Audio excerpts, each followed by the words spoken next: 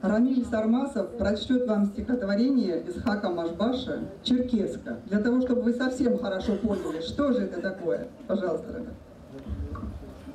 Не зря Джигит тобой гордится, черкеска белая, как снег. Когда он легкий, словно птица, на скачках обгоняет всех. Вы продолжаете друг друга, вы оба ветер и огонь. Когда летите вы по кругу под адыгейскую гармонь. Краили девушки в ауле тебя из неба, из зари, чтоб мимо пролетали пули, из сказок шили козыри. Тропинкой горной прострочили, чтобы красивой ты была, и верности тебя учили, чтоб горцу ты не подвела.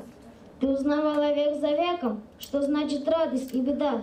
Ты пахла порохом и ветром, ты кровью пахла иногда. Тебя на вылет пробивали в бою и даже не в бою. Тобой порой прикрывали и душу черную свою. Ты моему народу впору, ты сердце горскому близка. Ты принесла свободу в горы на легких крыльях бушлыка.